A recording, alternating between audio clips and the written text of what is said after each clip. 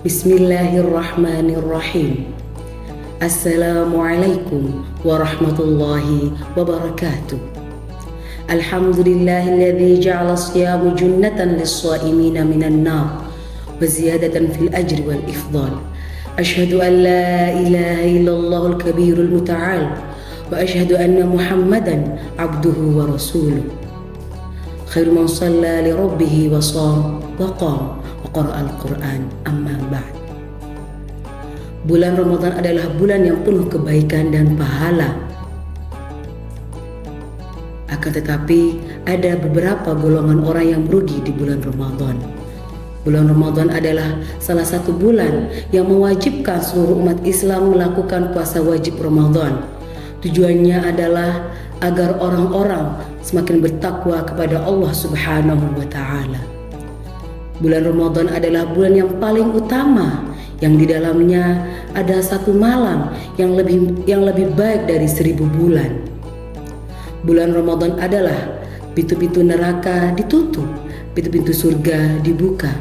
Barang siapa yang mengetahui kedatangan bulan Ramadan tetapi tidak memohonkan ampun atas dosa-dosa yang telah dia lakukan, niscaya dia jauh dari Allah Subhanahu wa Ta'ala.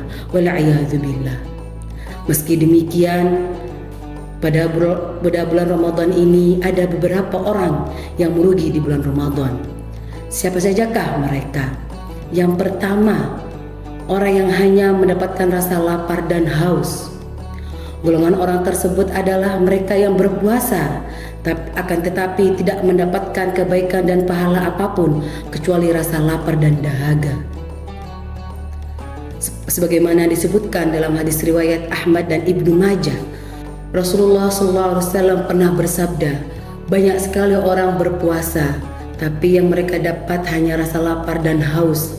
Seperti halnya banyak sekali orang melakukan qiyamul lail, tapi yang mereka dapat hanya begadang saja.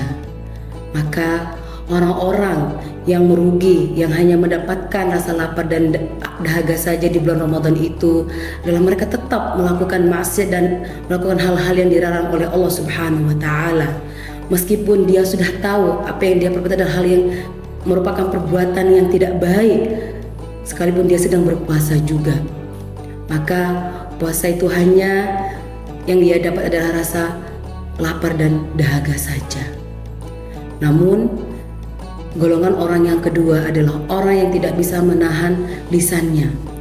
Golongan orang tersebut adalah orang yang berpuasa tapi senantiasa masih giat untuk membicarakan orang lain tanpa pengetahuannya, atau biasa disebut dengan ghibah.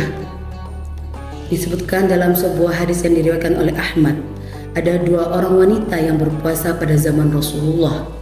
Mereka kehausan hampir saja mati. Beberapa orang pun segera melapor kepada Rasulullah, sehingga Rasulullah memanggil mereka dan meminta mereka untuk muntah. Ternyata bersama dengan adanya muntah, ada nanah, darah, dan daging manusia. Yang maksudnya yang disebutkan dalam hadis tersebut adalah kedua wanita tersebut mereka senantiasa berpuasa dari segala hal yang dihalalkan oleh Allah Subhanahu wa Ta'ala dan berbuka dari hal yang diharamkan oleh Allah Subhanahu wa Ta'ala. Mereka duduk berdua dan memakan daging manusia.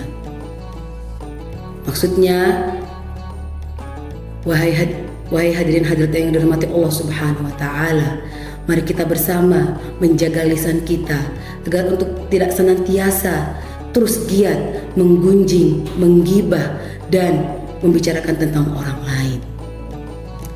Dan golongan yang ketiga adalah orang yang tidak mendapatkan rahmat Allah Subhanahu wa Ta'ala. Golongan orang yang merugi yang ketiga ini adalah mereka yang ketika keluar dari bulan Ramadan tidak mendapatkan rahmat dan ridho serta tidak diampuni dosa-dosanya. Wal'iyadzubillah.